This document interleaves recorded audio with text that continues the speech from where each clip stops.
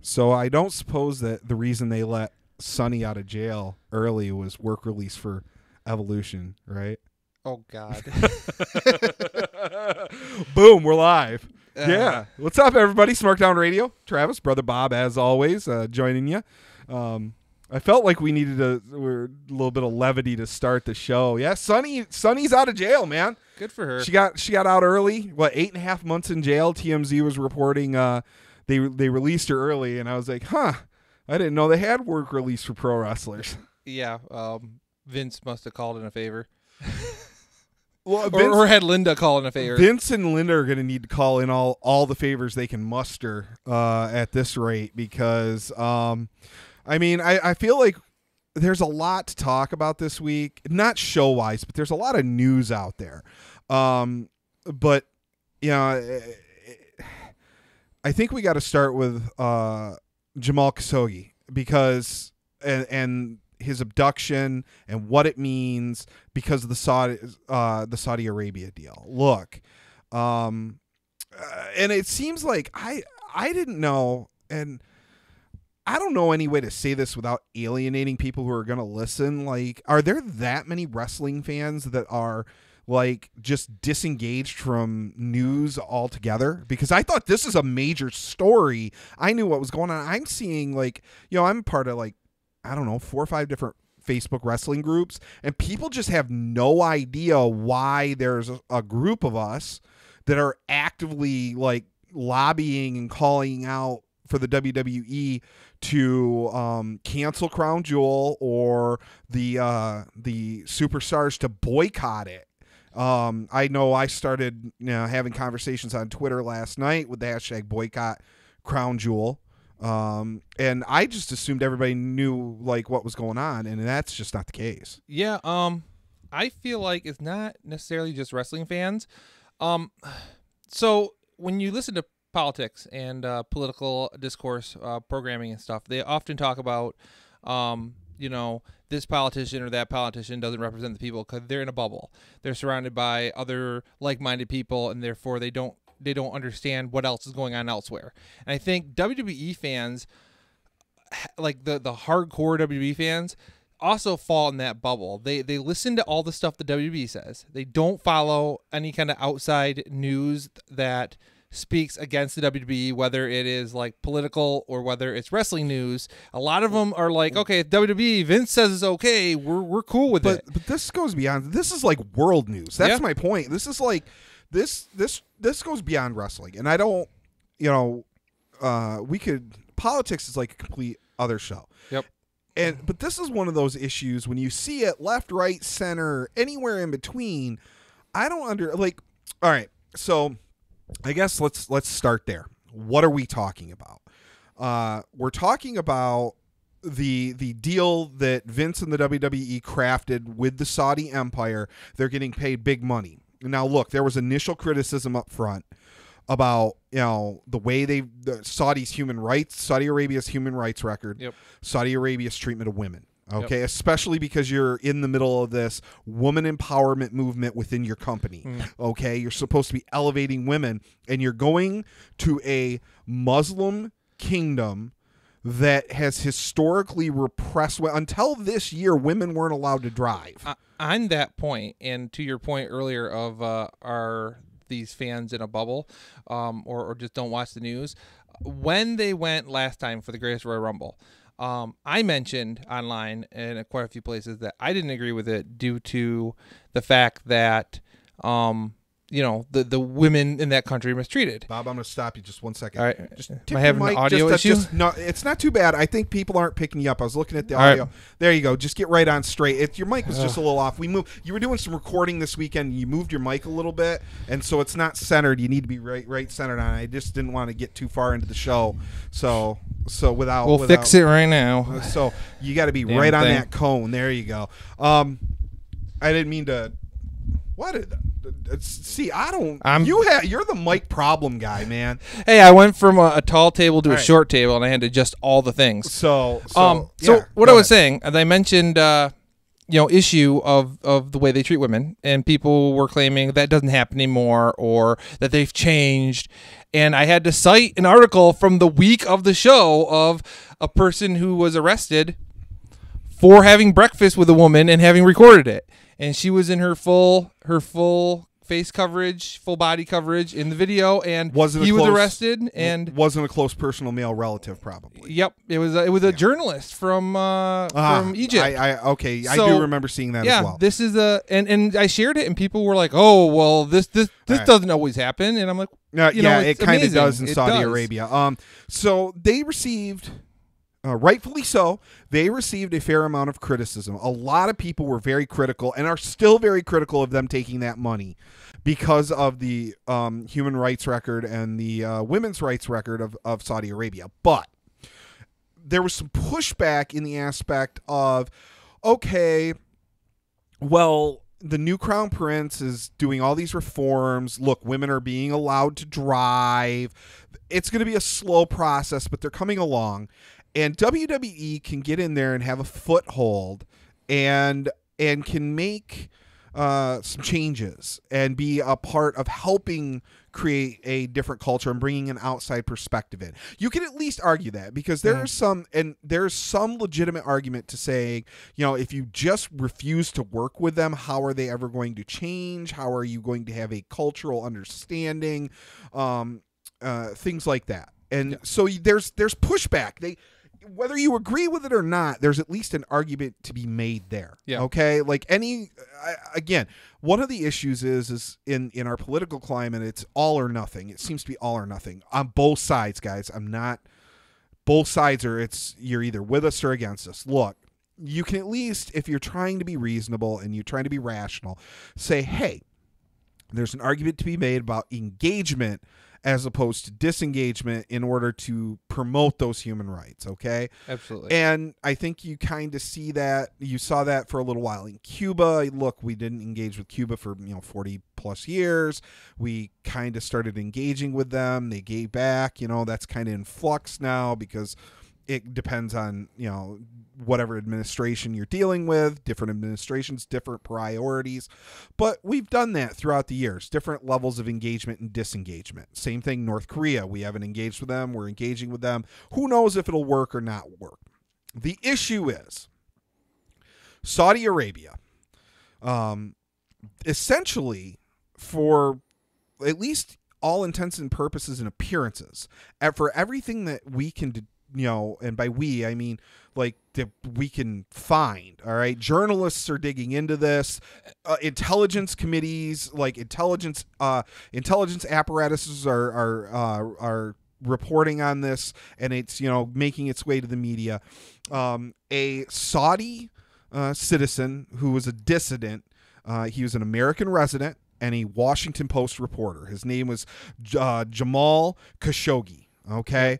He lived in the Virginia area. He was apparently, because again, we don't exactly know what happened, but what appears to have happened is the Saudi government lured him to their consulate in Turkey and abducted and potentially killed this guy. Yep. They sent a hit squad to nab this journalist, scoop him up, and do whatever the hell they wanted to do with him. Get rid of him. Either he's either back in Riyadh and imprisoned, or he's dead. That's, you look at the facts and look. There are professional journalists, and I got into a heated disagreement on Twitter with somebody, and dangerously close to blocking my first person ever on Twitter. And he came off like a conspiracy kook, and it's not just one source that's reporting this. This is every major media outlet around the world is saying, here's what we've been able to find out. There's a plane that flew from Saudi Arabia to Turkey to Istanbul, and people left it, and there's photos of this, guys. This isn't just speculation. They're showing screen captures of it. There's a screen capture of him going into the Saudi consulate in Istanbul, and there's no proof he ever came out, or if he came out, when he came out, or how he came out. The U.S. government has requested from the Saudi ambassador security camera footage. Say, hey, prove this guy left. You're saying he left. And the Saudi ambassador has reported back, well, we only have a live feed. It doesn't record. Yeah, that's some bull. like everybody's like, really? I mean, it's so what you have intelligence committees or intelligence personnel reporting saying that they saw actionable, credible intelligence that the Crown Prince had plotted this to manufacture this to get rid of Khashoggi. He wanted him gone. Okay, that's verified. That's coming out of the U.S. government. It's being reported by all the major networks in states. Okay, like this is one of those.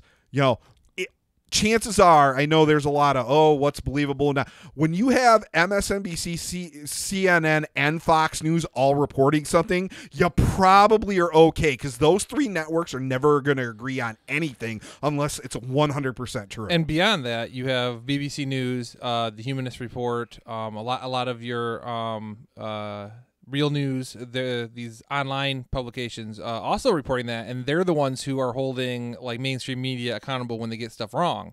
So you can't come out and think that this is like a conspiracy because both your mainstream media and your independent media are reporting the same facts. It's you've got major international news media reporting this as well. Yep. Why is this a big story? Well, you are taking money from a guy because this deal is with the Saudi government. It was done basically directly with the Crown Prince's authority. You're taking money from a government that not only sanctions but orchestrates hits on journalists that it doesn't agree with. And it's not like WWE wouldn't have seen this coming because there's been news over the past year that Saudi Arabia has been overturning visas given to students and professionals working in Canada because they found them protesting for women's rights or for gay rights. Well, and the Canadian government has come out replying to those with the idea that, hey, we're not going to send them back because we're not sure they're going to be alive when they get there.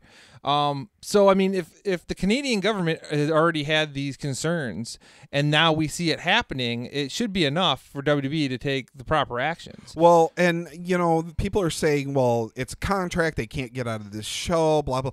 Look, I understand you're probably going to take a loss, but it's, you hold yourself, the WWE, when I say you, the WWE holds itself out to be this organization that promotes things like anti-bullying, women's equality. Like that's the kicker. Yep.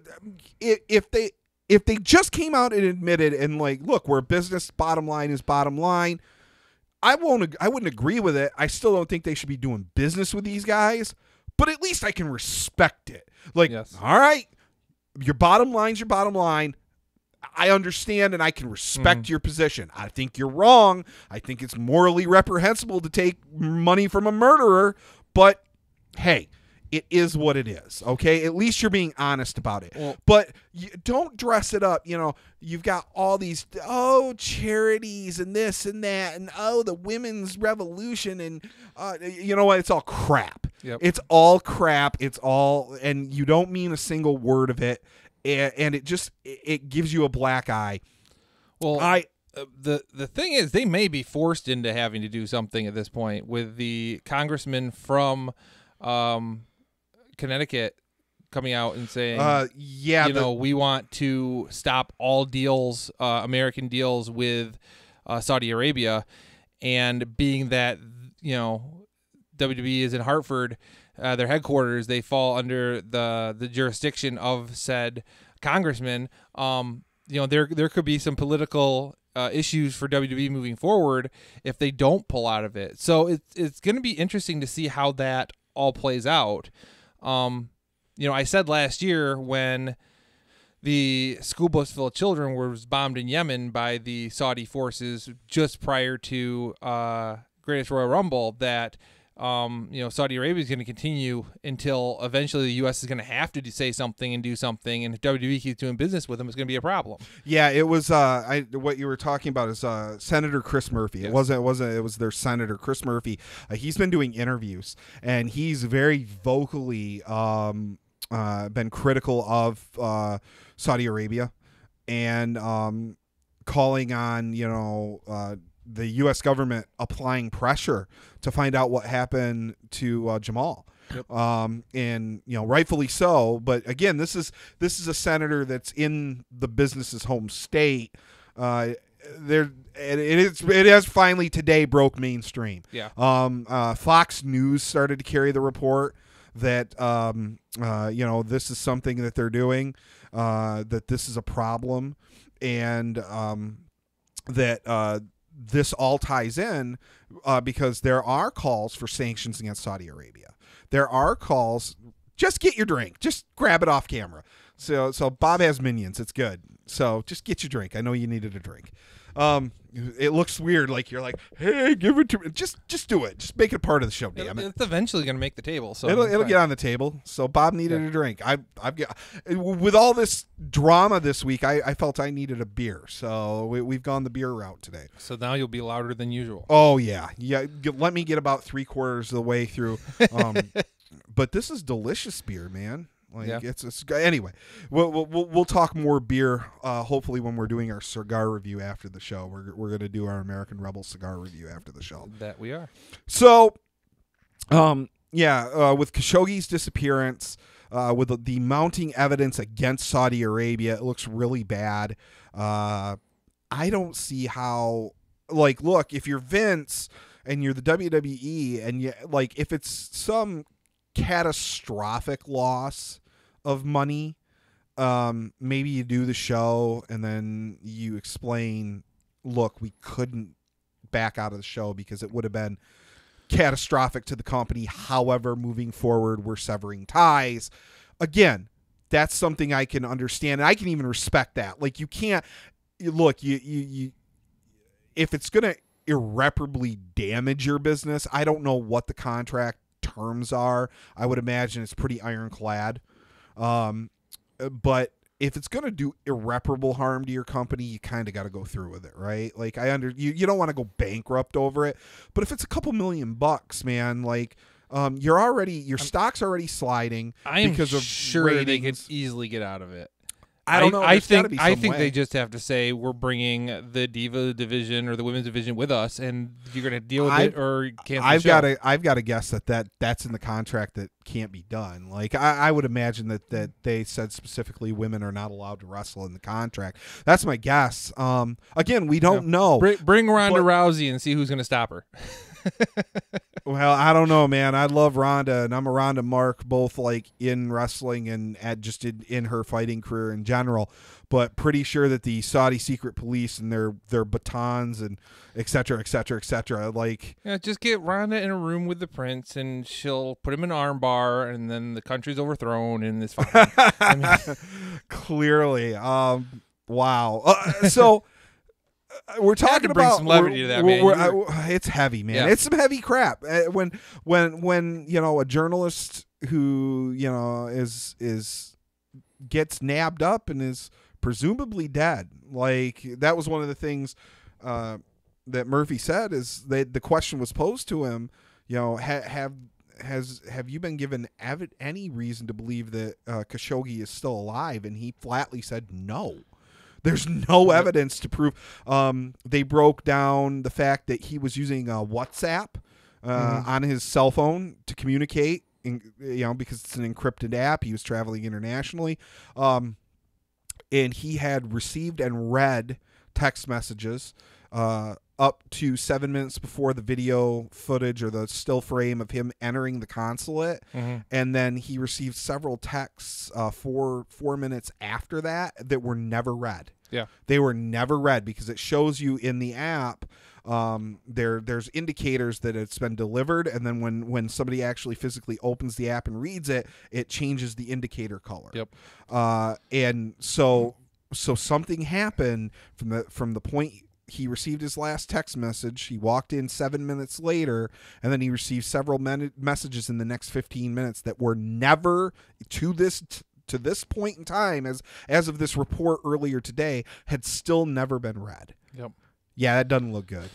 Yeah. Doesn't look good, guys. Absolutely not. I mean, the whole, he left in on a plane. Response. You would think that being this international news, he would have seen it and said, "Hey, I'm alive. Hey, I'm here. Guys, I'm here." Or at least checked his WhatsApp. I mean, let his fiance know what's going on. Yes. Who was outside the consulate just pacing around. Yep. There's a lot of things. It doesn't look good. Or if something did happen to him and his phone was stolen or whatever, and that's why he couldn't respond. Usually, when somebody's phone is stolen, they're able to track who stole it, they hack their way into it, and then they find that it's being used. Yeah. There's things of that nature. There's usually a sign. And you have intelligence agencies like looking into this. Yep. Like if there was multiple anything to be, multiple countries. Like if there was anything to be found there, like they would have found it. Now whether they would have told anybody yet, maybe not. But I think we'd be given a much clearer idea. They would have been there would have been some encouraging. Yes, we believe he's still alive, but we aren't even getting that. So we do hope, you hope for the best, but this is something WWE is going to have to answer for, man. Like this is a good point, and this was my point on Twitter. This might be a good time for all those superstars to exercise their independent contractor status and just say, no, we're not going. Well, I mean, as far as those working for the company, be it the wrestlers or those who are on commentary or those doing backstage interviews, any personality within the company, I would completely bring up the fact that, hey, so journalists are going missing, and I work for you in a journalist capacity, so I don't feel comfortable going to a country where I may be dead.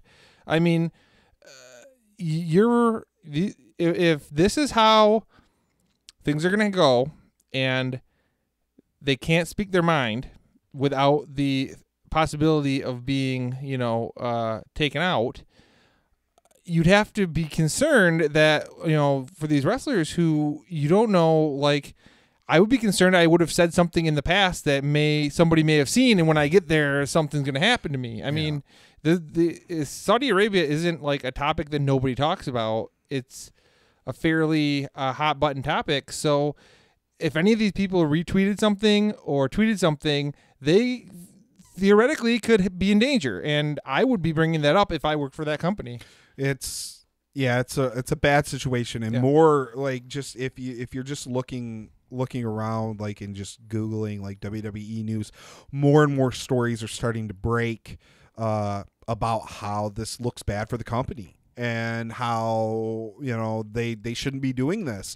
And I think public opinion, and this is one of those, it's really hard, left, right, or center, like I don't like to talk about too much politics, on the show, because it's so alienating, especially right now. It's so divisive, and that's a whole nother show. Like, we could go into it, but it's hard to find anybody across the board that is going to say that doing business with Saudi Arabia, when they're ordering hits of journalists that they don't like, is a good idea. Like, that's just, like, I don't think anybody, like, can really, when you actually dig into it and you actually look at it objectively, it's like, man, how okay, you want that money, apparently you want that money, but all right, if you're going to take that money, stop giving me Warrior Awards, and stop giving me Susan G. Komen feel goods and Make-A-Wish. All that stuff does not make up for your bad decision, money grabbing self. Especially when half of those things come out and you find out that they're not using the money for what they're supposed to anyway. That's Komen. Yep. I know. Yeah, there's a lot of controversy there. They partner with a organization that already has controversy, whether or not they're actually using the funds for research, and it just goes to all women's empowerment, anti-bullying campaign, blah blah blah blah blah, all these things. Oh, we're leaders in the community. Our superstars are good guys. Most of them probably are. Like genuinely, you see reports about people, they have bad days. There's a few people who are notoriously prickish. Brock's not a really warm and fuzzy, approachable guy. There's a handful of those, but most people are just people. They're famous. They work hard, but generally, for the most part, they're good people, and they're getting caught up in this. And I feel kind of bad for them because they're caught between a rock and a hard place. What if you do tell Vince no? Do you get buried? I mean, the whole architecture of the WWE is the problem. Like, if you tell them no, they can do exactly to you what they did in Neville and say, all right, well, then you're not going to be on TV anymore. You're not going to make anything but your minimum on your contract. We're not willing to release you from your contract that bars you from wrestling anywhere else. And now you have, you're sitting at home making, much less money, and your family is going to be the one suffering for it. Yeah. And that's the lack of competition. That's why we're such big fans of the competition, because it's good when there's places for the boys and girls to go. That's why I'm excited to see what happens with the whole Bullet Club situation. Well, I guess we can. What else do you say besides shame on you, WWE? Exactly. Hashtag boycott Crown Jewel. I'm not watching it. We're not going to cover it on the. We'll cover the results. I'll read. You know what? I'll read the wiki. I'll get you the results. We'll talk a little bit about the results. I'm not watching it. Yep. And I hope nobody else watches it as well. I really mean that. This not boycott all the WWE, but look, this is something they're doing that, I personally, I am very it's a huge objection, very morally opposed to. I'm not going to watch it. I didn't like it before, but I was going to watch it, all right. Yeah, they want that Saudi money. All right. But now, you know what? This just brings it to a head. Because there was an argument to be made. Well, they're building bridges. And they did. I part of me is like, okay, the Crown Prince, he is opening things up, and he is allowing women to drive, and it is going to be but then you see him brutally cracking down on his own family members. He's arrested, executed, and stripped billions of dollars from his own family members to consolidate his power. That's that's reportable. That's been covered for months and months and months as he gets ready to really he's already in charge, but he wants to be in charge. So it's one of those he does one or two good things, but then all of a sudden you see something like this and you're like, this is a bad dude. This is a dictator.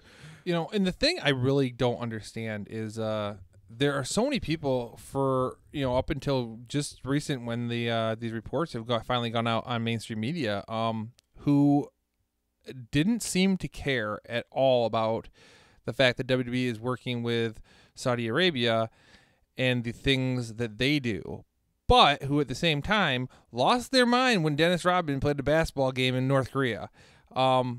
The big difference between those two is that WWE is making a ton of money from going to Saudi Arabia and putting on a show, where Dennis Rodman went to North Korea and put on a basketball game in hopes of opening communications between North Korea and somebody else. It was an altruistic attempt on his part. So if you're gonna condemn one, you really should be condemning the other. Yeah, there's a lot of reasons to condemn regimes like that. So look.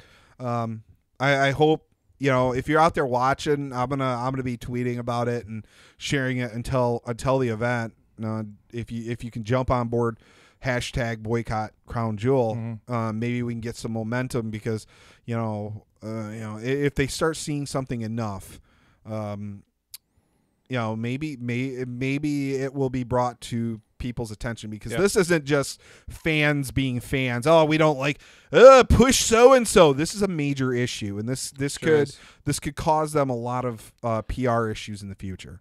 So let's it's tough to talk about actual wrestling after when you're looking at this and you're like, hey, a guy probably was killed by this place they're going to do business. But let's talk some wrestling. You brought up New Japan and competition, but reports are out of New Japan, things are not all copacetic. Meltzer is reporting in the Pro Wrestling Observer that due to the recent changes in management in New Japan, many of their stars, much of their talent, very unhappy. Very unhappy. And it looks like let me go ahead and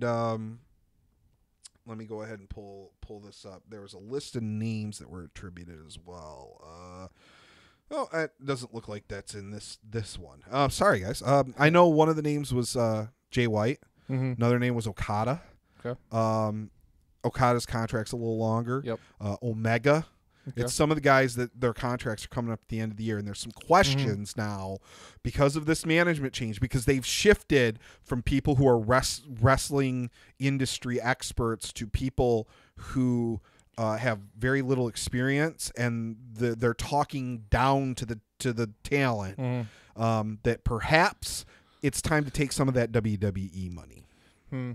Well, yeah, it'll be interesting to see what happens.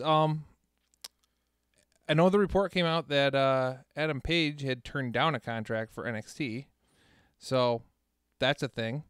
And then the Bullet Club Elite members are heavily trolling fans on being the Elite. Okay. To the point where I did see like a tweet. The point where they were like talking about like going to NXT.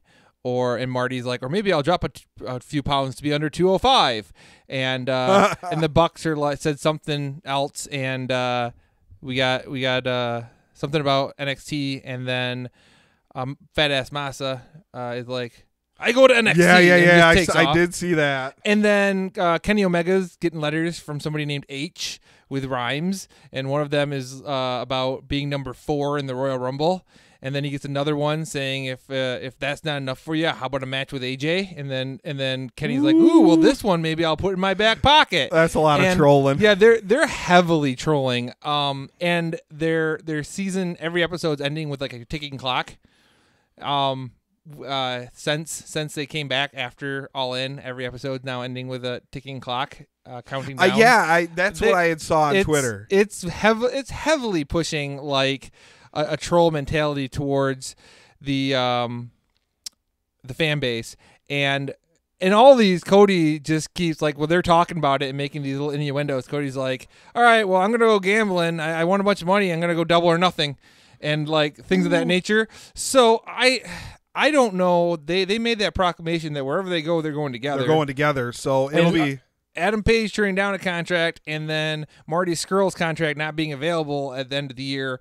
It makes it difficult for them to all go somewhere together unless it's maybe still they part do. Of the same. Maybe they sign like short-term deals again and then bounce when everybody can bounce together. Just give this guy a chance to come around. Maybe this is rattling the cage a little bit. Like, hey, we can walk it. We only sign 1-year deals. Hey, I don't screw this up. Having seen their new CEO and him being a businessman from New York City, who's heavily involved in things like Wall Street, real estate, New York, you would think that could have played into their MSG show, along with the. I mean, so you'd have to wonder. You have to give the guy a chance to see where things go from where you're at now. They didn't have a sold-out show at the Pyramid. The Pyramid didn't sell out. There were a whole lot of empty seats for that show in California. And these guys, I mean, if All In sells 10,000 seats, and they can't sell the Pyramid out a couple months later, it's time to ask what needs to be done differently in a U.S. market, and with a U.S. CEO and U.S. people who aren't from wrestling. That's what they need. We talked a little bit about it. They're getting to that point of saturation, though. Too many big shows too close together, like that. That's really the issue. Well, a lot of your people who have just started to watch New Japan, who were WWE heavy fans. I've seen post things online about how they didn't enjoy the shows. Oh, it's a bunch of tag matches. It's a whole show full of 6-man and 8-man tags. What? And well, and that's a fair criticism. If and if that's something you don't like, then yeah, I can see that being a problem.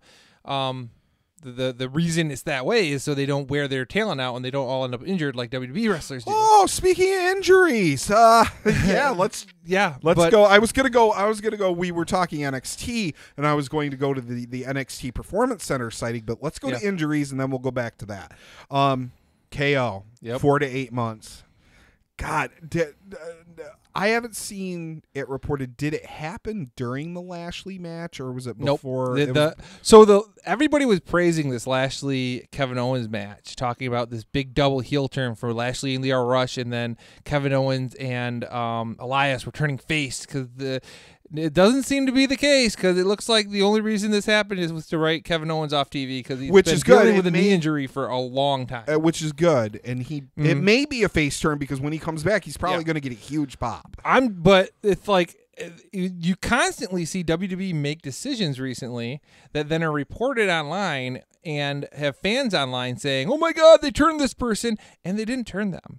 I mean, we've seen Roman. Oh, they turned Roman heel. Nope, didn't happen. We got to see what they do. We got to see what they do with Lashley. It does look like they're turning Becky Lashley. Double heel turn that was going to happen and didn't. Well, but they didn't. Nobody said that was a huge mistake. Anyway, let's see what they do with Lashley, because this does look like they're turning him heel. It wasn't like but they credit to WWE if that was what if their goal is to turn him. They picked the right crowd and the right I don't know. I personally believe that we're going to come next week and Lashley's going to be come out there and they're going to talk about how he's such a bad A because he beat up Kevin Owens and put him out and that's why he deserves a shot at one of the titles, or because he's a big deal and blah blah blah, and not put him over at the heel, but as this super powerful babyface. He took out the bad guy. We have to see what they do next week. We see it kept happening over and over in that situation where a guy destroys somebody in a heelish fashion, and then they come out there the next week and they're I'm a bad guy. I'm a badass. Yep. Let me wreck. Let's see what they do. Okay. I think, and rightfully so in a lot of cases, we pass judgment on the WWE early. Okay, rightfully so in a lot of cases, but let's just see, because we're speculating now. I've been calling them, man, right, with my WWE does stupid things, so this is what's going to happen. We've seen AJ go clean over Joe, and we'll get to actual results. Let's get to it, because like I tweeted out, I was like, I woke up Saturday, mid-morning to get ready to go to work, and I didn't even have to watch Super Showdown because of the damn push notifications ruined and I saw that AJ beat Joe. I'm like, what? Not even worth it. You would think not even worth watching. With them having the network, not even. We're not even going to get into the fact that this is broadcast at a time where a lot of WWE fans couldn't watch. So we're probably going to watch it later. But just in general, them having a normal show here in the U.S. on a Sunday night, 8:00, you would think they would save putting out all of this information and push notifications until sometime the next day, or even till Raw, because that would make sense, because then it would give people a chance to watch it on demand, which is what the network provides. I mean, we used to be in a situation, and I think that's what originally started hurting them with their pay-per-views. They started, we've seen the trend. It started with them not having replay value. The replay value on the pay-per-views, nobody was buying the replays. Well, no one buying the replay because they were consistently reporting the news of what happened right after the show, and people are like, all right, I'm not going to watch it. Yeah. If you look back at the 90s, what WWE and WCW did is even on their Monday night programming, they just had photos from the show. And then sometimes even if a bad guy wanted to get over as a heel, he'd lie about the results, and the commentators would be like, no, that's not what happened. And he's like, yeah, prove it, brother. Yeah, that's my Hulk Hogan moment there, yes. Yeah. Now I beat that stinking Piper, brother. Allegedly, oh, Jesus. Allegedly, now there's some conflicting reports on this. Sasha Banks, she's been off TV forever. Mm-hmm. Some people are reporting it's a back injury. Other people were reporting it's a mental break, like she needed to mentally recharge. Remember, there mentally were recharged from her back injury. maybe. Also, remember there were reports right after she started. They kind of started pulling her from TV. That she was difficult to work with behind the scenes. So we really don't know what's going on. Like there was a picture of her working out, and maybe that's rehabbing, but like who knows? I don't know either. I mean, after what happened with Neville, and I mean, you don't know. Like they take people off TV, and now you're left wondering, well, are they even injured? Is it just a situation where WWE doesn't have anything and doesn't want them on TV, so they're going to send them home? I mean, the fact is, if they didn't have anything, they just didn't have something for her, and she wasn't injured or wasn't being treated like Neville, they'd be using her, because recently we've seen the likes of Cesaro and Tyler Breeze and others sent to NXT house shows because WWE said, oh, we don't have anything for them right now, but we don't want to pay them to sit at home, which I think is ridiculous, to send guys who work a full schedule out to work NXT schedules because, well, we don't have any main storylines for them and we're paying them money, and we weren't able to do our job and giving them something worthwhile to do, so let's send them out on NXT shows instead of giving them a little bit of a rest, especially when your guys keep coming up injured, man. I mean, it seems like a missed opportunity to let some of these guys get a little bit of a rest, especially being that like Cesaro and Sheamus, those guys have been on top and running with those tag title picture for a while, man. And now you have, there's reports that Becky's dinged. Yep.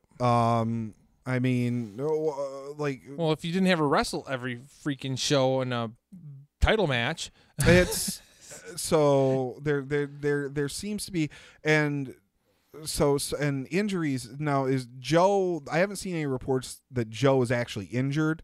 It looks like this may be a work. Mm-hmm. I haven't seen it, but that doesn't mean he maybe. I know there were reports that he's out of the television picture, and so I don't know if it's injury or if it's a worked injury for sure.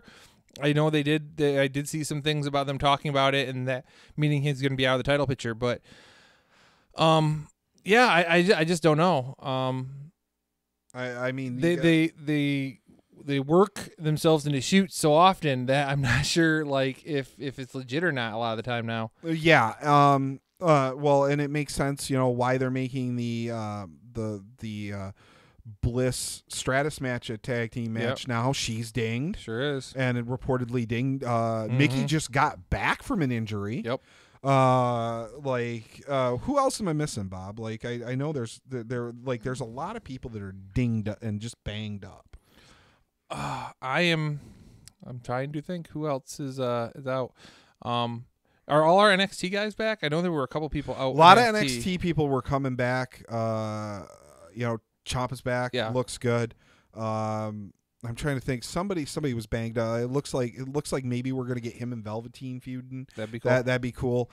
But NXT a little healthier. Mm-hmm. I think a little healthier. It's the main. It seems to be the main roster has a lot of people down. I'll tell you the guy I'm worried about, and that's AJ. And he works big a workload. Lot. And they put him on the not the most durable guy either. He's had a history of dings. And they put him on the damn cover of the video game, which anybody who plays sports video games know that's like the curse of death.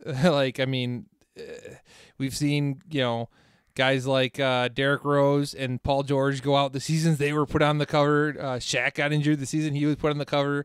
Athletes going on covers of video games tend to lead to injuries. So true story. Yeah. So the injury bug is up and biting. So we did get some good positive news out of the sightings at the Performance Center. Chelsea Green, aka Laurel Van Ness, aka whatever they're going to call her. It appears and rumors are she is signed. Mm-hmm. So maybe making her way to NXT very soon. Yeah, that's awesome. I'm okay with that. Yep, a lot of potential there. Absolutely. So we've got. I suppose we should talk about the actual. We should talk about a little bit about Super Showdown, such as it was. This I feel like hometown wrestlers won their matches, both of them, which doesn't happen. One of them being match of the night. That was Yeah. the best match of the night. It was Alexander Murphy. Yeah, that was the match of the night. Yep. Like it was that. It was that that felt and like- Joe and AJ were the two best matches. Joe and AJ was a solid match. I thought it was but- the best match they've had in WWE. Yeah, it was really good. Yeah.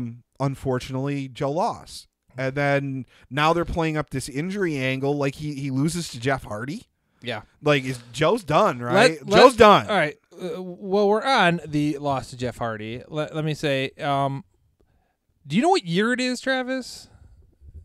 1999. It feels like 2005 to me. I mean, 05? yeah. I mean, I was thinking late 90s. well, we got DX, we got The Undertaker, we got Kane, we got Kurt Angle, we got Jeff Hardy, we got the return of Rey Mysterio Jr. 2000. We have 01. we have Trish Stratus, we have Lita, Kurt Angle, Mickey James. John Cena.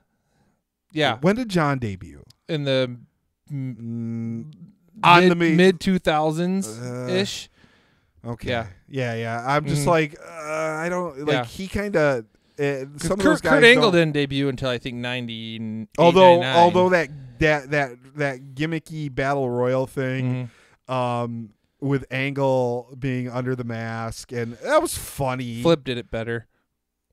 Hashtag Flip did it better. Flip did do it better, but I will say, like, I noticed the striking similarities between a lot of what's been going on over yonder in WWE. Yep. But it was pretty hilarious. And I keep seeing people online talking about how WWE doesn't care what New Japan or Ring of Honor or any of those guys are doing. I'm like, what are you talking about? I'm like, WWE is so desperate to be as over as what the freaking Elite and Bullet Club are right now. It's ridiculous. Well, with their in relation to their fans. Yes. Like because and merchandise sales. I'm old enough to remember when like fans were that like we were that over for the WCW and WWF. We were that over. Like we were. I mean, it was insane the amount of energy and time and just attention we paid to those shows. Yep. Just it was a production every week. Like I've talked about it a couple times. We would go over to my friend's house. We usually go over to my friend's house, Paul, and we'd cart a second TV out in the living room and hook it up because technology, kids. For those of you who are younger and didn't ever have to know these pains, had to go in the junk drawer in the kitchen You and had find that coaxial cable splitter. which I have found is more of a Midwest thing than an age thing. like in the Midwest, like almost every house in the Midwest has what's called a junk drawer, and it's usually in the kitchen. And it's a drawer where you just put the miscellaneous everythings. Yeah. Like random wires and electronic components, batteries, I have a friend- scissors. I have a friend from Arkansas who said they used to, when he was a kid in Arkansas, they didn't have like a junk drawer in the house to put the stuff, but like in the garage they'd have a drawer in like the tools chest in the garage with all kind of random crap. This is like a random drawer in your kitchen. Yep. Like in my case at my house now, I have one now. I have a little end table that sits in this weird little I don't know. It's the only table that'll fit there. It kind of closes off like a little area in my living room, and it has a drawer in it, and it's the junk drawer. It's got some miscellaneous tools like a hammer and a screwdriver, and batteries. I mean, it's the perfect charging cables. It's readily used for when you have people coming over and you left out, whatever, and you're like, well, I don't have time to put this away, and you stick it in that drawer. And tape measure. Yes. Well, it's little tools, stuff that you just pens, markers. Yeah, I mean Scotch tape. Not Scotch tape. Not my pens are in a cup on my desk. But little tools, the general household tools, miscellaneous charging cables. The best thing about it is every once in a while you'll go through it to look for something, and you'll pull out something from 10 years ago that you haven't seen, and you're like, oh, hey, a flash drive. What's Where'd on that this? come from? Yes, exactly. But back in the late 90s, before we had cell phones, Like, we had, yes, I understand cell phones existed. That didn't mean we had them. Okay. And those of us who did still couldn't watch wrestling on them. Yeah, you couldn't. I had a pager. You could guys, barely talk on them. and I'm not a doctor, I promise. But like, we had so you were that guy. What? Who else carries a pager but a doctor? People who were born in the late 70s. That's who. Like in the early 80s. My generation. People Snoop Dogg hangs out with. Yep. Yes. Yep. You go back and listen to some of that 90s rap. They talk about the beeper. It's okay. So we would go over to my friend Paul's house and we'd saddle up, like we'd put the TV. And guys, TVs weighed like 300 pounds. Like, this is not, and I'm not talking like a big, like, oh, you're like 25-inch TV weighed like 300 pounds. Like, yeah, it wasn't a 55-inch. Yeah, it was not a, it was a big tube TV. You cart that out of the bedroom, set it on the footstool next to the main TV. Now, if you were lucky, your parents had one of those stands that actually had wheels on it, so you could just wheel that shit. Oh, no. We had to like take it off the dresser in the living or in the bedroom, carry it out and set it on the footstool in the living room. If you were unlucky, they had the TV upstairs and you had one downstairs, so you had to lug one up or down steps. And then you had to wire everything up because it wasn't it was all hardwired, and you had to have the splitters. And sometimes people still see that once in a while in older houses. Pray to God they didn't install the whatever the hardware on the boxes that made one of the screens flash from dark to light while watching it. No, we did not have that problem. So, and then fire up both TVs, and yes, thank God we had remote controls. But I'm not that old. But it was a production. Like, we knew what we were going to do. We'd show up. We had 4 or 5 DiGiorno frozen pizzas. They'd start rotating in and out of the oven. We get everything hooked up. We'd fire everything up, get it all set, and it was a process, and it was a labor of love, and we really enjoyed doing it, and we watched it together. Yep. And it was a production, and you talked about what's going to happen next week. Oh my God, what happened last week? So it was that over. Mm-hmm. It could be that over again, but WWE wishes it was. Right now, WWE feels like the new generation era, just before like Stone Cold really hit it off, and just before the NWO really hit it off, to where you have a big Vince type guy as champion, and ratings are slipping, and the competition not nearly as big as WWE. Is starting to gain traction and is having better overall matches every week. Long way to go. WWE is. Long way to go. The big thing is WWE still the only one with a television deal, a major substantial television deal. Like, I understand Ring of Honor and Sinclair and everything, but it's not like you can tune in. You can tune into TNT or TBS and watch WCW. Every single, even pre Nitro, you knew on the weekends you could go watch the 605 Super Show. Yep.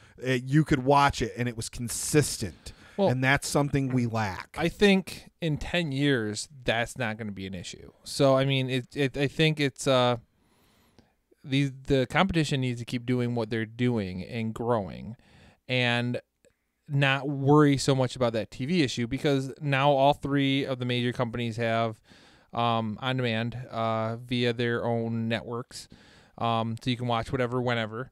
And TV, they keep saying that TV is going away. Like, CBS is heavily pushing that app over new programming on television. We're still probably 20 years away from that. It's still a long way. We're at the point where they put out a new Star Trek show and made it exclusive to their online viewing network rather than their television network. And I'm fine with that, because I've seen bits of it, and it does not look like Star Trek. No, it's terrible. Anyway, but that's a whole nother show. Like, we could just do a whole nother podcast on that. Yep. But no, it looks like we're moving slowly towards TV and cable deals just disappearing. I mean, and a little bit of that has to be taken into account for WWE's ratings woes, but their all-time rating lows, not so much. I've been seeing that for a long time. So all right, Bob. So other than Murphy and Alexander, was there? And I mean, like you said, Joe and AJ was a very good match. Like, what were your takeaways from the Super Show? Like Super Showdown. That sigh sums up my takeaways right there.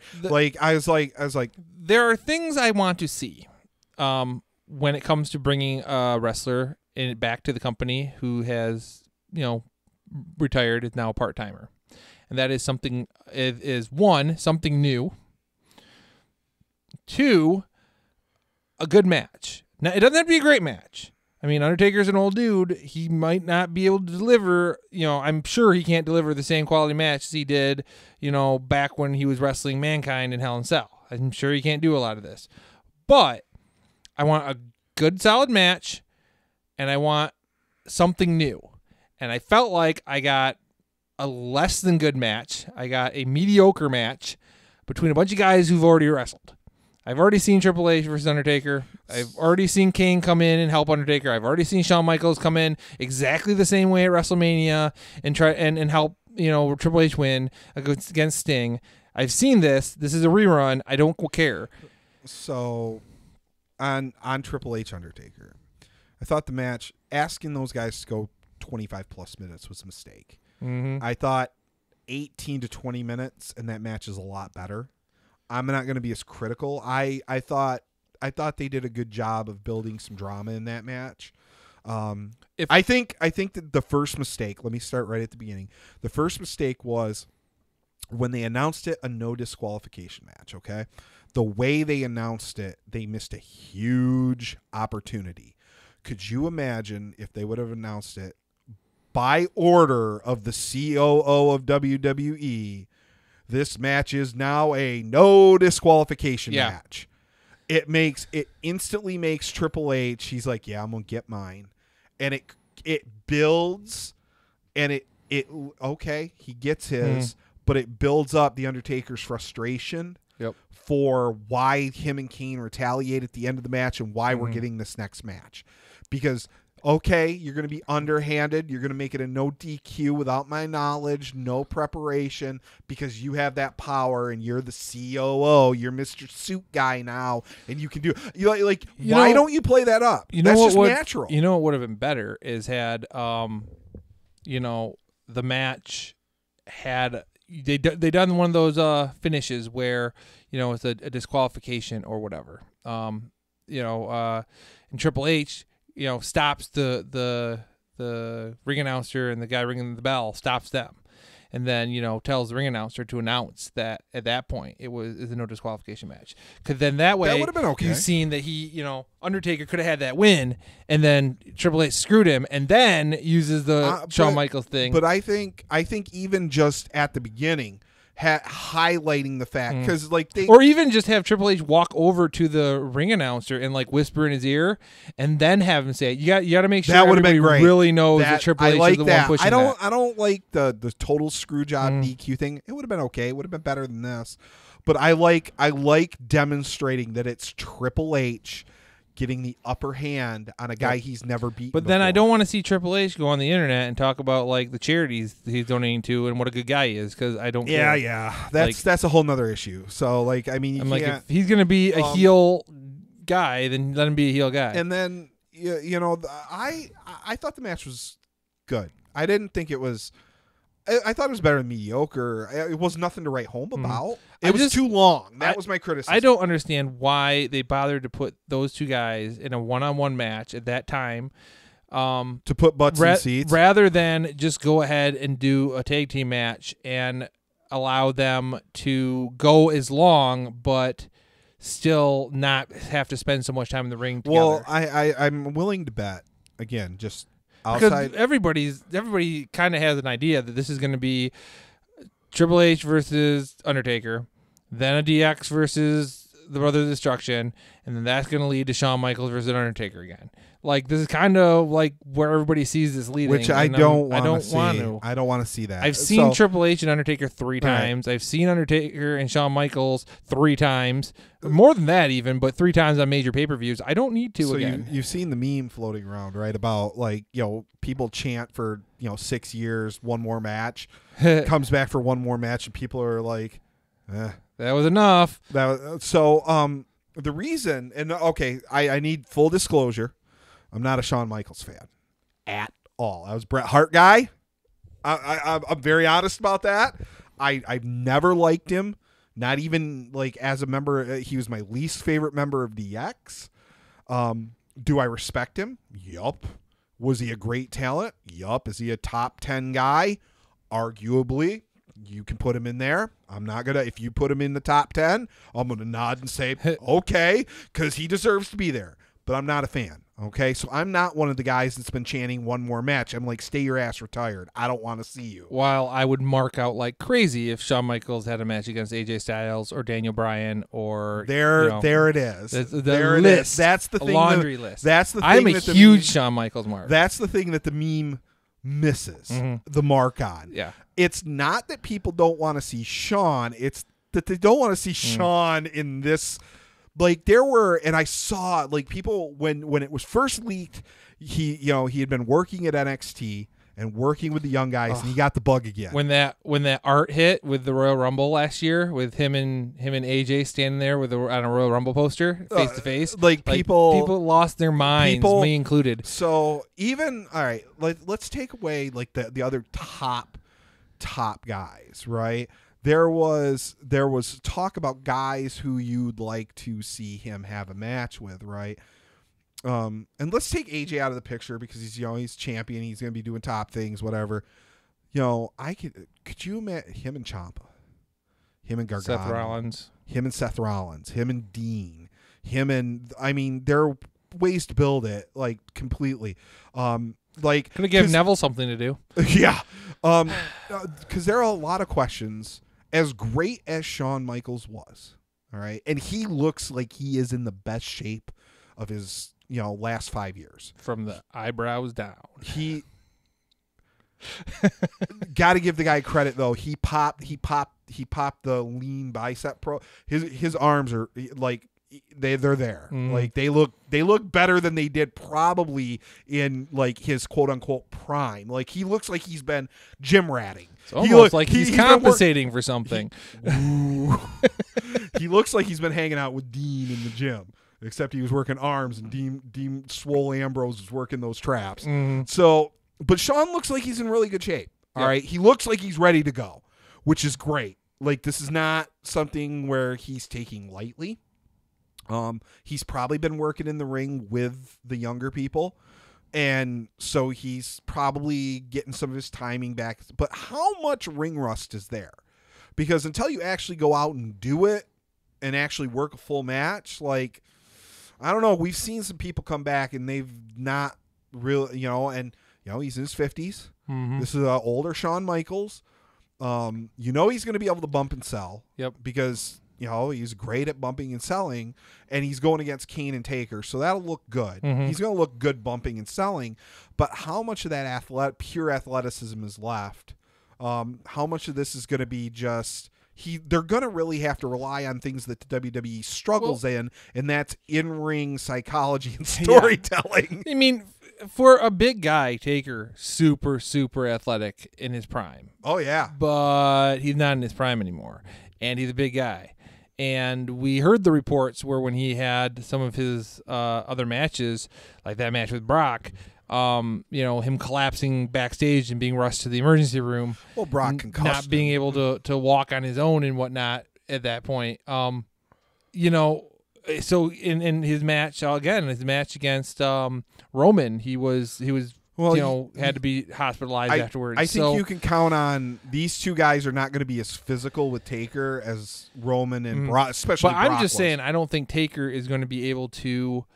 He's going to need Shawn to be the guy carrying that athletic load, and if with the whole wondering if Shawn still can do so, there's worry there. I think what we need here, and I think they put Kane in this match so he can take the pin. Yeah. Like, I hate to say that, because this is another guy. Kane and Big Show are like two of the most underused guys. Which is why the match isn't happening in Tennessee. True story. So, like, by order of the mayor. And I think that's another point, because universally, when you ask guys, you listen to shoot interviews of guys talking about people they love to work with, Glenn Jacobs is constantly named as one of the top guys to work with, because he's so light to work with. And all his stuff looks like it hurts a lot. And they're like, oh, man, Glenn is like, Kane is just the easiest guy to work with. Everything he does looks good. Everything he does looks hard. And it really isn't. And that's really a credit. Like, that's, like, people, especially like, non-fans, they don't understand that you try to explain that dynamic to them. Like, yeah, you want it to look really nasty, but ideally you want it to look and sound nasty but not feel nasty. Exactly. And Kane's one of the guys that is consistently, and it's not just one time, I've heard it in, I don't know, a dozen interviews, people name Kane as a guy they love to work with. That's probably some of the reason he's getting put in this match, is so he can work with Shawn, because he is so good. Yeah. Which is good. Credit to them. You got a lot of old guys in there, and that's not necessarily bad. Like I said, Taker could probably have really, if structured correctly and put with the correct opponents, Taker could probably have good matches into his, up to 60, into his 60s, because he is a big guy. And he has that, and like, really the most athletic thing Taker's going to do anymore is old school, right? Yeah. And he can have the assist if he's with the right guy, helping him with his balance, with the hand. Okay, like, but you got to structure these matches right. Okay? You got to give us good psychology. This needs to be like the quintessential hit all the spots that everybody loves, hit everything that everybody wants to see. Don't try to do anything fancy. The question is, how many times can we watch the match between Undertaker, Shawn, Triple H, and Kane, and any mix of those guys? One more. That's like, with them hitting all those spots. They shouldn't have done this match. Yeah, they shouldn't have done this match. Like, it should have been one. If you're going to give it to us, but this is them doing double duty. This is them getting ticket sales and butts and seats, because it's Triple H and The Undertaker. And they wanted to get Undertaker on the card for Australia because it's a big stadium show. I understand and because word has it they sold way less seats than I understand that. The reports, they said 70, some more. Apparently some of the soccer games or something had to be moved from the stadium because of the fact that there wasn't enough seating because of construction, and WWE actually undersold what was available. They were saying in the 60s. That's still a really great house. Like, let's not, but you should be selling that out. Yeah. Like there's no reason. Like, you're going to Australia for you're going to Australia and bringing like Undertaker and Triple H and Shawn Michaels out of retirement. Like, yeah, I mean, that's if Shawn had been wrestling, like, that's the difference. If it would have been like Shawn Michaels versus Seth Rollins, that would have got put butts in seats. Well, yeah, I mean, but that's them missing the mark. But they're banking, and some of it makes me wonder how much of this is the Saudi money, going back to Saudi and Crown Jewel. How much of this is them saying we want DX versus Brothers of Destruction? I think a lot of it is that. I think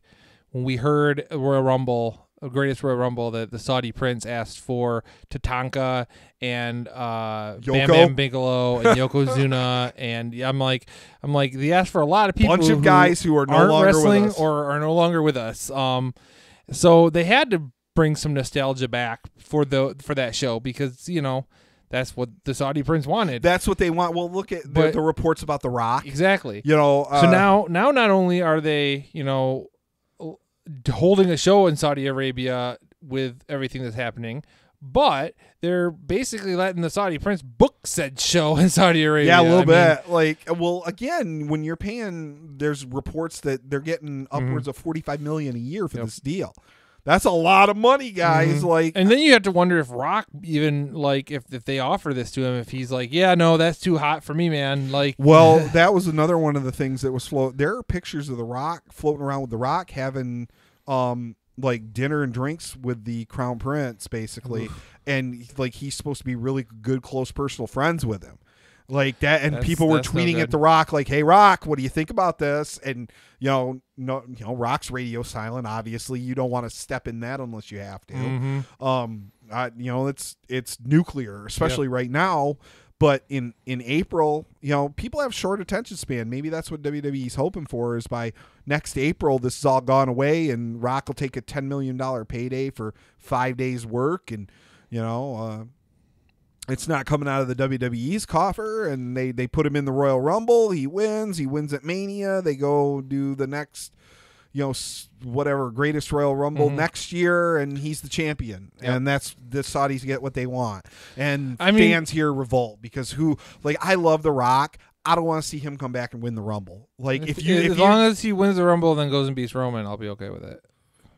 If they're taking him, put him on Smackdown, and that's that probably belt or what whatever. They're doing. No, I won't. That's because that's it'll turn into a if they leave the belt on AJ, then it turns into the house that AJ built versus the Rock's show. And speaking it being 2005, Smackdown 1000 is coming up. 1000's coming up. With Evolution's returning. Yeah, I'm like. Although there was a picture, somebody posted a shot of Batista, Instagram from this week. He is yoked. Yeah. Gotta get ready for that Suicide Squad role as Bane.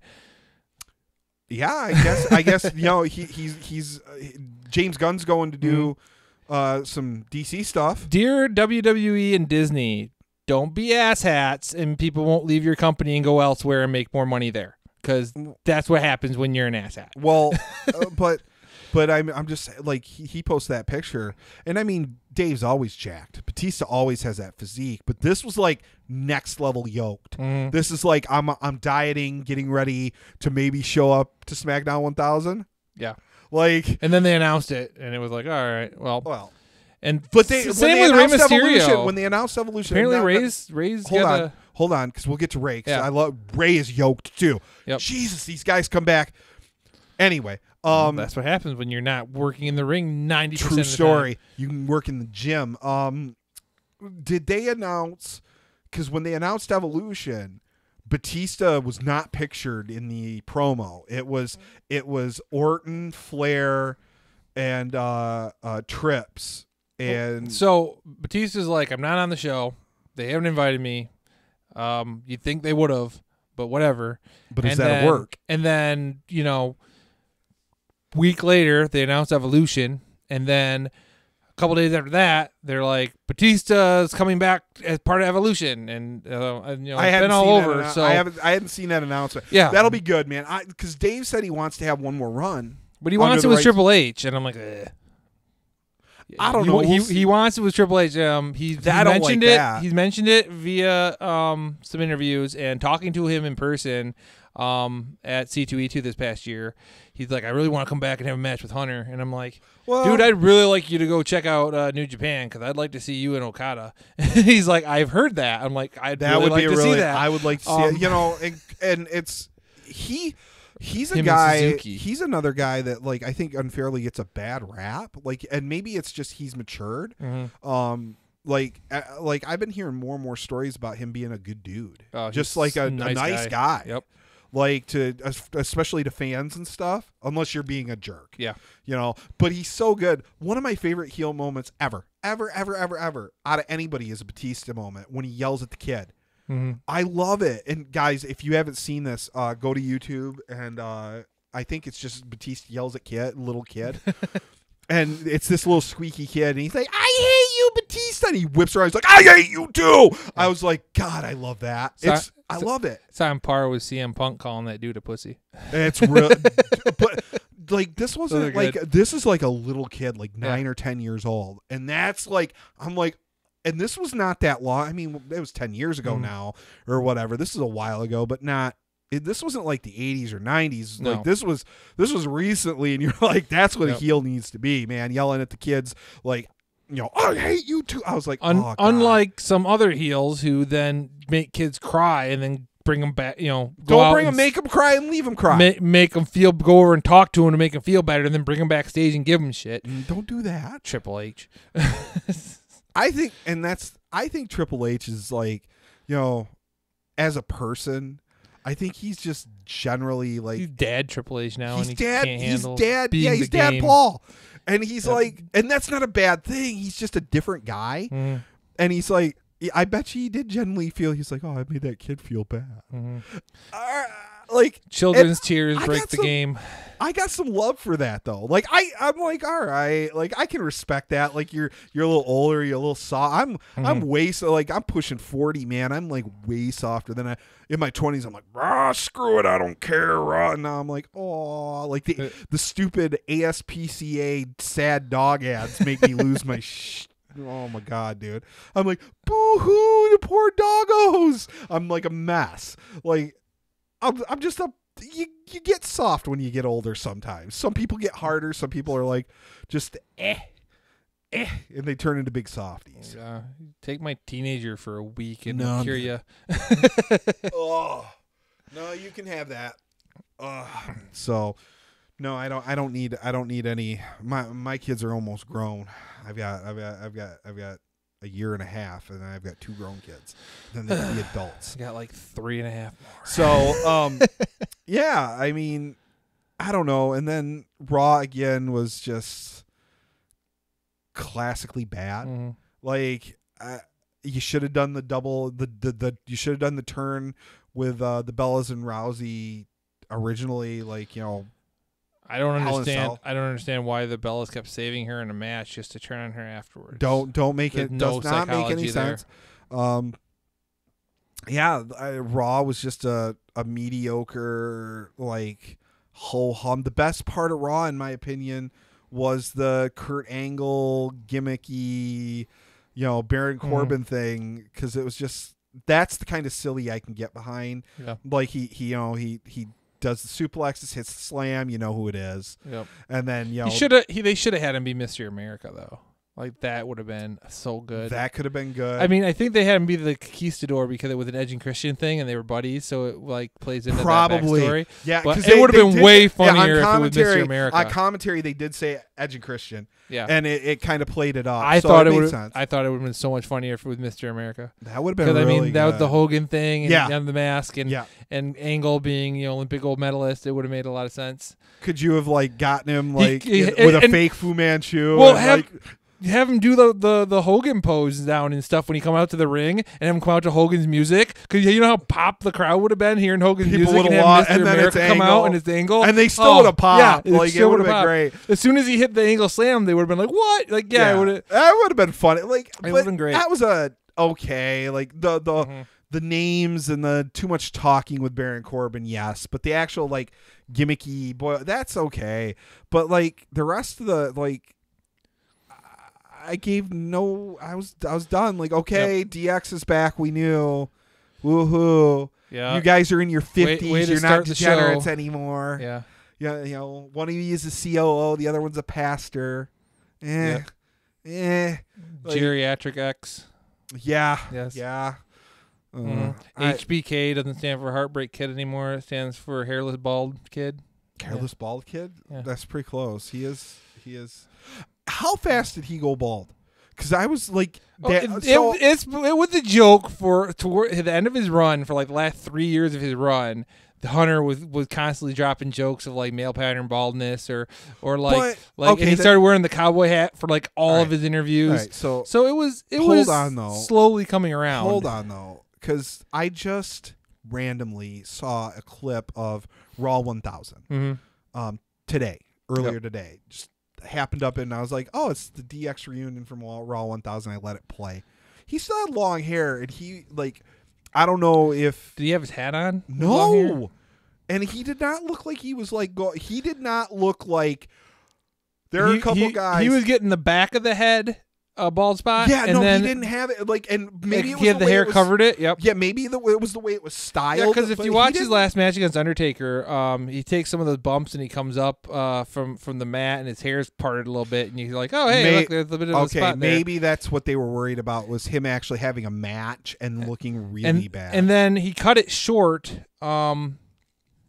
on something he did recently on TV. He had like a buzz cut. Or Oh, and then it just kind of went down from and there. I'm assuming that like it was super noticeable with the short hair because there was the whole news story about him cutting off the ponytail like a few months or something. Yeah, I ago, do remember them, but I was like, how bad was the baldness? Because like Raw 1000 is a couple years ago now, right? But not that long ago. It probably wasn't too bad without like all this freaking crazy bright lights shining directly down on his head. But I mean, he's in the ring like cutting a promo and stuff, and like he's doing like poses and stuff, and they got a shot of no hat, long hair, and it didn't look like he was going bald at all. Now, I understand like you're sweating in a match, stuff comes crazy, and then it becomes super noticeable because there are a lot of guys like I mean, Baron Corbin's a good example. Yeah. He had like that venom symbiote on top of his head for so long, and he finally cut that, and that was an improvement. Like that was Baron needed to go. Like either that or he needed to go full Hogan.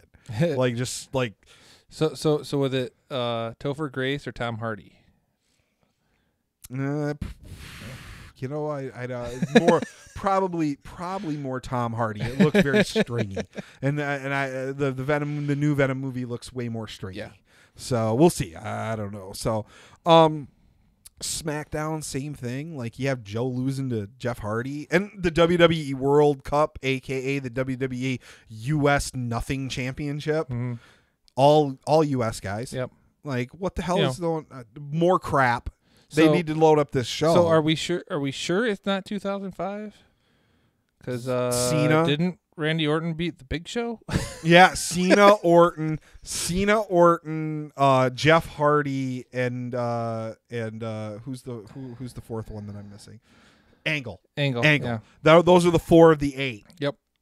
2005 is calling. They want their gimmick battle royal back. All right. So the other 4 are going to be who? Like JBL. It's going to be like JBL. Wait, Cena's already in the match. Right, but they're gonna they're gonna have JBL versus Cena, hair versus hair. Oh, God. I don't know, something like that. So like JBL, Ray. I wonder if they could do Corbin versus because Ray's in a qualifying match for it, right? I don't know. I thought Ray's doing a qualifying match on Raw on SmackDown 1000. I thought it was him and AJ at SmackDown 1000. Oh yeah. That is okay, Yeah. but okay. But, so they could put Ray in there. That would be a thing. Ray, he's a guy. 2000, early 2000s. Yep. Who else is bumping around that they can shove in there? Kane's already booked. Yeah, a lot of the guys are booked. I don't know. What's Goldust doing? He was injured, but that's another still injured. One. Yeah, still injured. Okay. This could be that opportunity to bring The Rock back. He could win the whole thing, which gives him a title match at WrestleMania, so he doesn't have to do the Royal Rumble. This sounds terrible. I'm just saying. All right, man. They want him in Saudi Arabia. This is the chance to have him in that match in Saudi Arabia to win it, to go on to face the champ at WrestleMania, and then come back to Saudi Arabia with the belt. But what? Yeah. So the winner, I don't know. So, yeah. But so is Daniel Bryan getting his championship match then at Crown Jewel? That's what's reported, though. Like him and the Miz spent the entire SmackDown on commentary, during the AJ match, and it was just like, all right, well, they're arguing back and forth, and the Miz talking about how like AJ doesn't make the title relevant, he'd make the title relevant, and I'm just sitting here like, are we going to turn this into a triple threat? Are they going to turn this into it's going to be like something else? It's going to be a sensational 6-way 5-pack or 6-pack challenge. The good old 6-pack challenge. Make me cringe. I don't know, man. Thankfully, an 8-man 4 corners match. I mean, it like a lot of the big talk is, it was heavy stuff at the beginning, but like actual in-ring action, it's just another week at WWE, guys. New Japan was good. New Japan's usually good.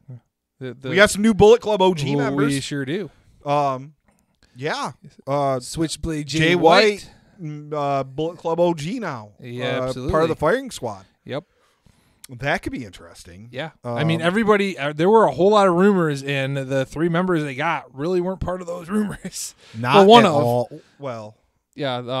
I cannot remember his name. The one from Dragon's Gate.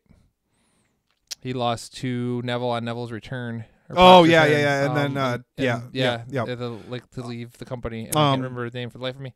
So yeah, that's why we have the internet. But the show overall, but New Japan's matches are always going to be quality. So you did tell me though, you're playing some WWE 2K18, right? 18, 19? 19. The new one. And you did say my boy Minoru Suzuki is already available. Oh yeah, they went out of their way to create all the people already, and this is on the Xbox, which used to get no love from creators. So I did see impressed. one, and I don't know if I mentioned it to you. I didn't know if you had a chance to find it and download it yet, but somebody created the Tribe of Extreme on Xbox. It is 144 ECW wrestlers. Well, so you're only allowed to download from the internet 20 things at a time, like per day. So I'm not sure if this is like a mod on the PC that is a thing, or if they put them all on the Xbox and you're gonna have to go multiple days trying to get them all. Probably. But yeah, it's there's a lot of wrestlers on that game who've been created to very, very good likenesses. In fact, today for the hell of it, when I seen him, I had downloaded him. There's a NWO Dennis Rodman with his NWO Dennis Rodman t-shirt. Yeah. And I'm like, this is fantastic. Like, the fact that this exists makes my heart happy as both a wrestling and Chicago Bulls fan. So that's super cool. Like, I haven't checked it out yet. You're doing some streaming on it though, which is cool. Yeah, we're going to try to figure out how to get that over here onto YouTube as well, but it is up on our Twitch. So you need to link that, put that up in the little description thing where you're just scrolling away there, chap. Yeah, I'm trying to find some names of our new Bullet Club members. Well, which would be current. Okay. There you go. Right there. See, that was OG.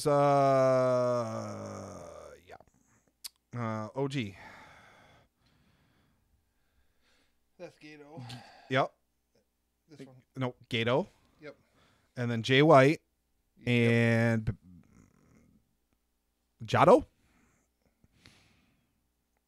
Yes, that's whoa, that's a name. What in the world? I had to give up, yo. I sometimes like you open Wiki and it gives them their real names and you're like, whoa, dude, I need to go home and practice that. Okay.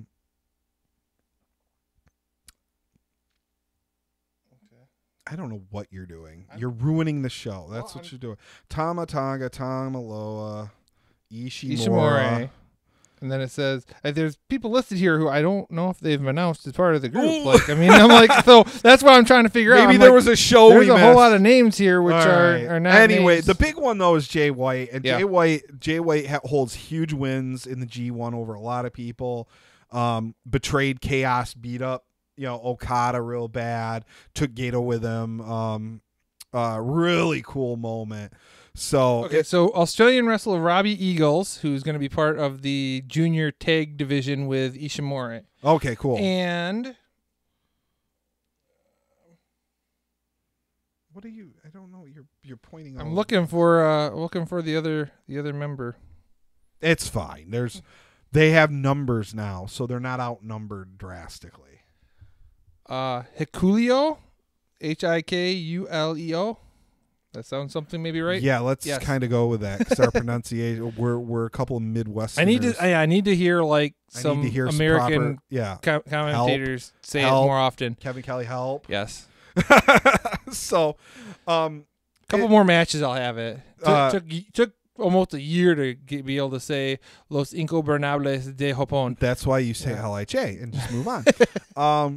Yeah, New Japan's always got the quality matches. I mean, again, we're all in Wrestle Kingdom mode. Mm-hmm. Like we're building for Wrestle Kingdom. Well, there's nothing big on the slate in the next couple of weeks, is there? We got New Japan show and WWE shows early November. There we go. Jarrett Cruz, the Jarrett Cruz. Somebody thing, film I believe that. that's next please, weekend. Please. Yeah, somebody do something with that because It's not going to be televised anywhere, and sounds like they don't have a DVD deal or anything. So bring your That's going to be crazy. Bring a high def camera with you, somebody. Like if Jericho does another cruise like next year, like I might seriously have to look into going, because that sounds like a lot of fun. If I could, like, there's still cabins and stuff available. There's no way I can drop that money, especially right after All In and before holidays. I would have dropped the money to go to MSG, but like I mean things are so tight right now. Like, I had talked about it on the show before, man. Like, you know, I had car breakdowns and stuff, and I'm trying to be a responsible adult here. Could I do it? Yeah. Should I do it? I'm not doing it. Like, so. But like next year, I'm kind of like, man, if he does another cruise, like my big goal.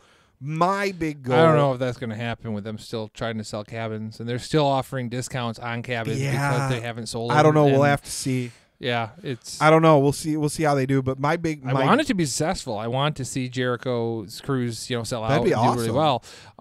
I'd love for them to find a way to get that broadcast, because, I mean.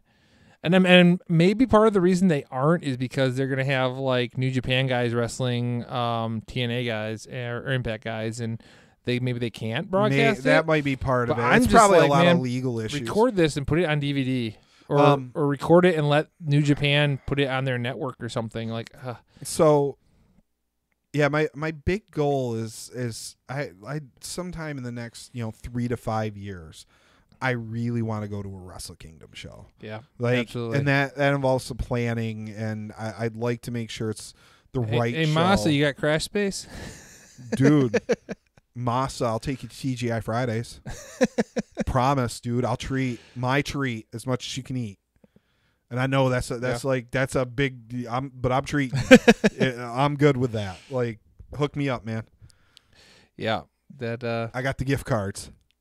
I don't know. There's got to be some better restaurants in Japan than TGI Fridays. But it's Fridays, yo. I know it's the Bucks' favorite Japanese restaurant, but it's Fridays, yo. All right, man. I think we covered a lot of heavy stuff this week. We still got to go do our cigar review. Don't we have when's the NWA pay-per-view? Next week? Next week. And this is the part about the NWA. It still has a long way to come. I really like what they're doing though, and I think Billy Corgan's a guy who is really the right guy to shepherd that in a direction of positivity, because he's a lifelong wrestling fan. He's a guy who got screwed by the business. Thanks, Dixie. Mm-hmm. And kind of saw that underside and that unnasty part of it, and he's still buying in to do what he can to improve the legacy of that historic classic brand. And he's picking the right guys to help him do that. And with Cody being a part of that now, it's really good. It'll be interesting to see how the anniversary show goes. Yeah, I really hope they sell out. I really hope that's the first of more shows to come. Not, again, don't go too fast, too far, but it would be nice to see NWA kind of make a comeback and be running NWA shows. Yeah. That'd be awesome. I completely agree, but they're going to have to get to a point where they can afford to, have the things they need to do an NWA show, as Cody and the Bucks found out, like the costs that go into stages and production and all that do add up, and which is why they had logos on all of the things. They sold rights to like the ring aprons, and they sold, put a Cracker barrel out by the ring, and like they got partnerships and deals to try to cover some of those production costs. And yeah, I mean, it's one of those things where you got to make sure to think of that going in. And I don't think NWA is going to be to the point of holding like a show on the level of something like All In for quite a while. I mean, I would say a good 5 years. Oh yeah, or so, no, not on that level. least. But I'm just saying like just up and functioning where they're doing smaller venues, nothing crazy, nothing 10. But if they could do do a traveling show where they're doing maybe a show a month, Yep. one show a month, selling out a 5,000 seat venue. If they could run, if they get it to do 2 shows a month, right? That's the key number, because if you do 2 shows a month, you do a 4-hour show which you use for your TV taping, and that covers your full month of TV. And then you have your like pay-per-view type show. So that way you can, I mean, even without a TV deal, that gives them an hour of programming to put on their YouTube channel or on Twitch or whatever format they decide to go with or work a deal with to do an hour a week program. That's the way you move forward, because the Bucks basically promoted and built the All-In show with being the Elite. All the major storylines running into that were done on the Being the Elite show. So we do so have you need to build. We do have a preliminary card for the anniversary show, and I do have the date is the 21st, couple weeks yet. So we got a couple weeks. The preliminary card, obviously, the main event, Cody, Nick Aldis, 2 out of 3 falls for the NWA World's Heavyweight Championship. Mm-hmm. Man, that's got the potential to be really good. Sure does. And I think that it's directly in response to people who are like, the match was okay. I think this was like, oh, okay, we'll up it then. I'm like...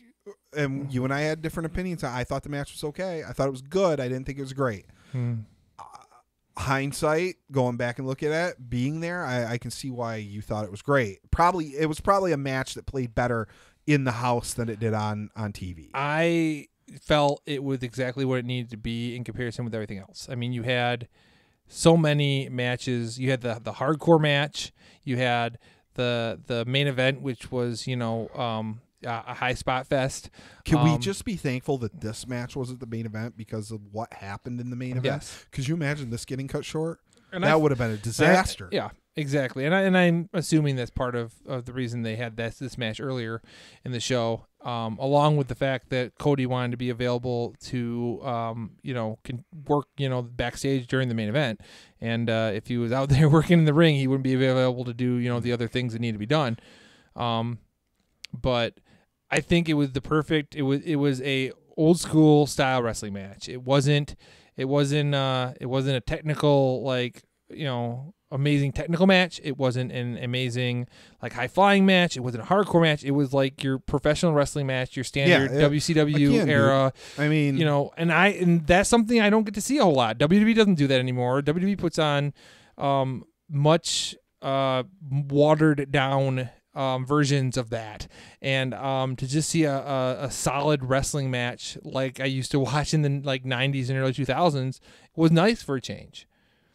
Again, dude, I'm not gonna hate on the match. I like the match. I for whatever reason, maybe I was expecting it to be better, and it was my personal expectations. Mm-hmm. So, for the NWA World Women's Championship, Jazz versus Penelope Ford. Yep. So we are getting the resurrection of some NWA titles. I mean, that's been around in the men's title, the World's Heavyweight Championship, but the vacant NWA National Heavyweight Championship is going to be it's going to be redetermined who's going to carry that belt. Yep. And how they're going to do that is there's going to be 2 fatal 4-ways, and then the winner of those fatal 4-ways. This one of the ones that Colt's involved in? It is. It is. The 2 winners of the fatal 4-ways will be facing off to determine who will take that vacant championship. Something else WWE doesn't do nearly enough is the two multi-man matches to face off to see who. Yeah. So the first match of the fatal 4-ways is Willie Mack versus Jay Bradley versus Mike Parrow versus Ricky Starks, and then the second match is Colt Cabana versus Sammy Guevara versus Scorpio Sky versus Sam Shaw. Yeah, yes. I gotta imagine Colt's gonna come out of that. Scorpio. Yeah. I mean, I'm surprised. I see you. I'm surprised that I'm surprised that they have Colt and Scorpio in the same match together. Yeah, it seems like that's the more solid match. I mean, those are the names I recognize more the four in that match. I mean, I know Willie Mack. Yeah, he's familiar names. Jazz's husband, I believe. They're familiar names, but they're like the two like probably most well-known names are in the same match, which is okay, well, you aren't getting that in the title match. Yeah. But I kind of think one of those two are going to go through. You're going to see one of those two versus whoever wins the other match. So, and then you could have a good story there if Willie Mack and Scorpio Sky win their matches and face off for the title, because you got two people of color wrestling for that belt. That'd be good. I don't know the lineage. Cool. I'd have to go look at the lineage. That let's be honest, the NWA did not have a lot of POC champions back in the day. Well, I mean, their first world champion who was of color would have been Ron Simmons when it was the WCW title. Yeah, Ron Simmons. Ron Simmons was the second recognized. There was somebody, and I don't know, but in America, really, Ron Simmons won it you figured, what was that, 90, 91? Yep. 90, it was he beat Vader. Yeah. After Harley Race dropped an N-bomb on him. Yep. So you knew Ron was going over. Like, really good moment. I loved Ron Simmons back in the day, man. He was an absolute beast. That's how you knew Hulk Hogan was going over too, when Booker dropped an N-bomb. Dropped an N-bomb on him. Hulk Hogan, we coming for you. Yes. No, I'm not going to finish that. Thank you. But brother, Hulk Hogan, we coming for you, brother. Exactly. Whoops. So then you have the TBD match for the championship, the winners of the two match. You have a singles match, Tim Storm versus Peter Avalon, and then you have the tag team open challenge, which is Crimson and Jax Dane with Road Warrior Animal versus TBD. So they don't know who they're facing yet. They don't have an opponent yet, but you gotta get that. Someone book Flip. Book Flip. Yeah. You got to get that Road Warrior Animal on the card. You got to have him out there. Which makes sense, anniversary show, NWA, Road Warriors. See if he shows up on his motorcycle and then drops it, like at All In. I didn't hear about. Did I miss that? Yeah. I was during the before the show started, when they were running through like the pre-show stuff, and he came on the bike and he almost dropped the bike. Yeah. Oh man. Yeah, you can catch it on Being the Elite, I believe. It was Being the Elite, or on, you watch NWA, right? Some when I get chance. It was on one of those two. All right, I may have missed it though. I don't watch it like religiously, but I've watched the NWA channel. Anything else, Bob? It's that'll be a good. That's a good house show card. Like that. Yeah. That main event's worth the price. I don't even know what tickets are, but if it wasn't wasn't 750 miles, I want to say when I looked, it was like a $50 ticket. Seriously? Yeah. Tickets still available? I don't know. They're probably sold out. I would think they're sold out. I might have to go look while we're doing the cigar review. Yeah, it might be something to do. It's only 750 miles. I'm Dear pro wrestling companies, can I please get a show within a 3-hour drive of my house? No. They've said no. So, yeah, man, I think we've covered Lucha Underground's back on TV. I've tried twice. Yeah. And it's not I've said it before, it's not an indictment against the product. I just don't like the format. Yeah, I like Penta. I mean, Penta's a beast, man. I like some of the characters, but it's too movie for me. It's just too movie for me. I'm going to have to go back to just like DVRing it and then, fast forwarding it, watching the matches. Yeah. That's what I was and doing. I'm watching it. See, my problem is I'm watching it on mobile. Yeah. 90% of the time I watch it on my mobile, and I'm watching it on my cable provider app, and it doesn't allow for fast forwarding, and I'm like, come on! I wouldn't get through Raw if I couldn't fast forward in 2.25 hours of it. Yeah, that's a problem. Well, I suppose we can go. What did you do to our logo? The same thing WWE and every other wrestling freaking show did to their logos. It was with DX week. You didn't notice at the start of the show? I didn't. I don't. Yes. Hold on. You didn't do it at the start of the show. Nope. There. Go back to our main screen. Pop our name tags up. Oh, you did them separately. You didn't do it at the group. You didn't tell me. What the hell is that? All right, so we're having producer fun. No, like I didn't have that frame on. You didn't. I didn't even know it was there. I'm like, what? Yep. What is? And they that? did it all fancy too. Put the DX right over the D in the Smarkdown. So yeah. Oh God. It's All fancy. right. So yeah, everybody, if you could do us a solid, like, subscribe, super kick, sweet chin music. That notification bell so you know when we're going live. Find us on Facebook, Twitter, Twitch, and Twitch. Yes, wow, we are Twitch! now You're on Twitch now. So Smarkdown Radio on Twitch. We have we've gone purple with the logo and such on there to go along with their branding. So yeah, check it out. We're gonna be doing more than just wrestling stuff too. We're gonna we've already done some live streams of Halo 5. I've had some guests on with me because Travis here is always on the road, so he's not able to join me in some of the live stream gaming stuff. So I've had some guests on and things, and been having fun with it. Well, with that, if you do have comments, questions, opinions, whatever, you can get at us on Twitter, Smarkdown Radio, or at CPBuff22, or of course email us smarkdownradio@gmail.com. So Bob, I guess there's only one question left to ask, and that's, are you ready? Are you ready? Okay, Hunter, I'm not Stephanie. You don't have to ask that question. But are you ready? Do you think Hunter asked that to Stephanie at night when they go to bed? Maybe. Hey, Stephanie. I think it's. Are you ready? What do you mean, Hunter? I think. I said, are you ready? I think. No. I have a headache.